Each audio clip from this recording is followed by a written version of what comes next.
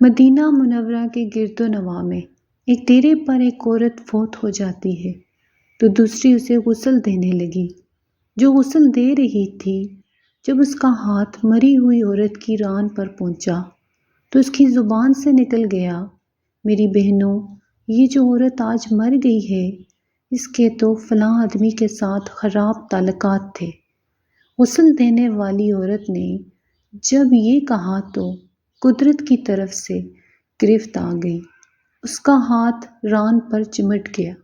جتنا کھینچتی ہے وہ جدا نہیں ہوتا، زور لگاتی ہے مگر ران ساتھ ہی آتی ہے۔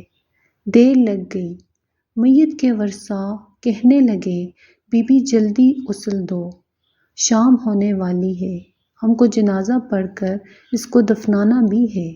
وہ کہنے لگی کہ میں تو تمہارے مردے کو چھوڑتی ہوں مگر وہ مجھے نہیں چھوڑتا۔ رات پڑ گئی مگر ہاتھ یوں ہی چمٹا رہا، دن آ گیا پھر ہاتھ چمٹا رہا۔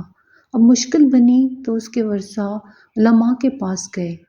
ایک مولوی سے پوچھتے ہیں، مولوی صاحب، ایک عورت دوسری عورت کو غسل دے رہی تھی تو اس کا ہاتھ اس میت کی ران کے ساتھ چمٹا رہا، اب کیا کیا جائے؟ وہ فتویٰ دیتا ہے کہ چھری سے اس کا ہاتھ کاٹ دو۔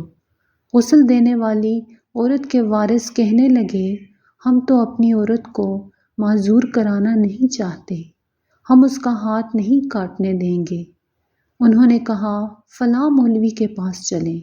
اس سے پوچھا تو کہنے لگا، چھری لے کر مری ہوئی عورت کا گوشت کاٹ دیا جائے، مگر اس کے ورثاء نے کہا کہ ہم اپنا مردہ خراب کرنا نہیں چاہتے۔ 3 دن اور 3 رات اسی طرح گزر گئے۔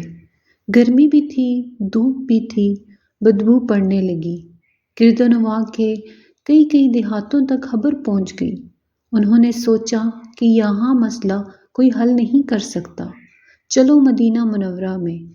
وہاں حضرت امام مالک رحمۃ اللہ اس وقت قاضی القضات کی حیثیت میں تھے۔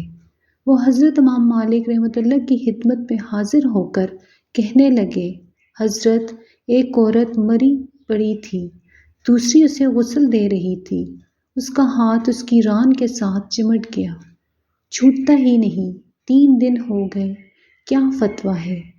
امام مالک رحمۃ اللہ نے فرمایا، وہاں مجھے لے چلو۔ وہاں پہنچے اور چادر کی آڑ میں پردے کے اندر کھڑے ہو کر غسل دینے والی عورت سے پوچھا، بی بی، جب تیرا ہاتھ چمٹا تھا تو نے زبان سے کوئی بات تو نہیں کہی تھی؟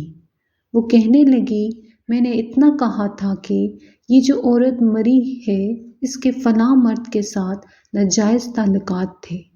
امام مالک رحمۃ اللہ نے پوچھا، بی بی، جو تو نے تہمت لگائی ہے، کیا اس کے 4 چشمدید گواہ تیرے پاس ہیں؟ کہنے لگی، نہیں۔ پھر فرمایا، کیا اس عورت نے خود تیرے سامنے اپنے بارے میں اقرار جرم کیا تھا؟ کہنے لگی، نہیں۔ فرمایا، پھر تو نے کیوں تہمت لگائی؟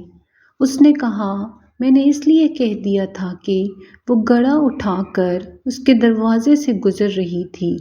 یہ سن کر امام مالک رحمۃ اللہ نے وہیں کھڑے ہو کر پورے قرآن میں نظر دوڑائی، پھر فرمانے لگے، قرآن پاک میں آتا ہے، جو عورتوں پر ناجائز تہمتیں لگا دیتے ہیں، پھر ان کے پاس 4 گواہ نہیں ہوتے تو ان کی سزا ہے کہ ان کو 80 کوڑے مارے جائیں۔